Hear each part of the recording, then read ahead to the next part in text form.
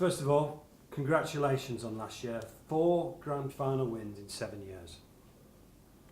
Yes. It's all right, isn't it? Bit more to go yet, though. Was last year more special? We had a couple of adverse years at Leeds. It's been a real good journey, and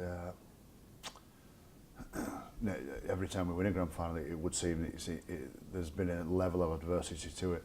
So I won't say like 2017 was the best win ever, but it probably had the best story behind it, because the story started at the end of 2015. The actual story started Boxing Day 2015 when we got flooded out of Kirkstall where we train. So we didn't have anywhere to train, building up for the 2016 pre-season, and literally we were driving in cars to different patches of grass around Leeds. It was the wettest winter ever. All the 3G fields were booked out. We couldn't find anywhere quality to train up until about April, May time, by which time my team were out of condition, hadn't had the practice, hadn't had the 10,000 hours on the field, and we just weren't in good shape at all. So we spent the majority of 2016 being awful, really, and not being able to do much about it, because then we had injuries, and a lot of my team is on the sidelines, and there was some element of 2016 that we just had no control over. And you know, we conceded as well, we weren't good as well, and I should have recognised how big a deal getting flooded out of our training complex was. So all through 2016 meant we was in a relegation battle towards the back end. Then we go into the 2017 season and weren't quite great, but not bad. But we were just a good 7 out of 10 all year, which wasn't good enough for people, because our margin for error was almost zero after the previous year. So it just seemed that the players and staff, we all just seemed to be under a dark cloud, under pressure every single week, and it started to become immensely draining. It was an harsh environment to be in.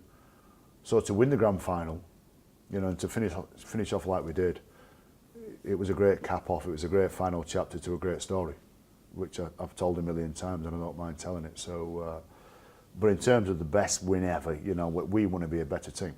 You know, but in 2015 we did the treble, and we were the best team in the comp, and we led from the front, and everybody wanted to be as good as we were and couldn't be, and we ended up winning the competition. That was a way better feeling. That I would say that was the best win ever, but certainly the best story ever in 2017. You got a chance of making a bit of history quite early on this season with this trip to go and play the Melbourne Storm. No English side have won in Australia since Wigan, 24 years.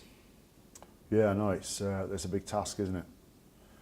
And it is, and they're a good team, Melbourne. And I'm not, I don't like using cliches, but it's true that they're regarded as one of the best teams who have ever played in the NRL. And for us to go out there and beat them is going to be a big ask. And I think you've got to get that in your head first before you start devising any game plan or any strategy about beating them.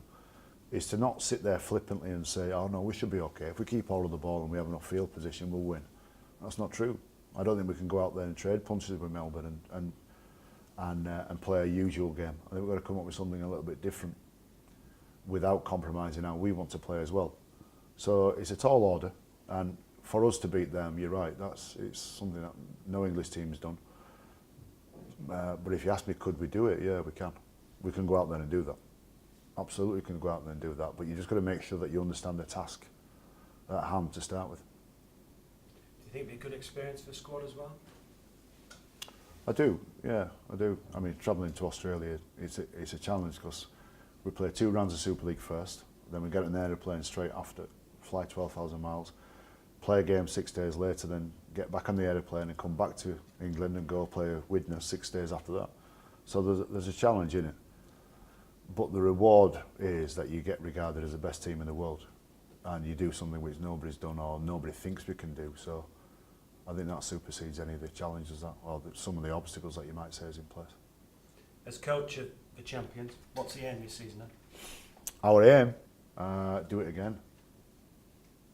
Do it again. I've just been asked a question about what are your goals? What do you do for goal setting? We don't set goals, because we don't talk about top 4. We can't talk about top 4 being acceptable.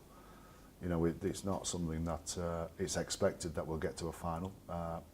It's expected that we'll win something, and that's the environment that we're in every single year. So it's great. That's it. So it is a tough environment to work in, but it's brilliant as well. You know, I say this about anybody in any industry. If you got given a task about an opportunity to go do a job, and it's at the coalface, it's at the absolute pinnacle of your industry, do you want to go do the job? I think everybody would say yes. And those that would say, no, I don't want to do that because it sounds a bit too tough for me, they're probably in the wrong job, aren't they? So let's go win the grand final again, and it's going to be tough. And each week we've got the big bullseye in our chest because we're champions, but can't wait for it.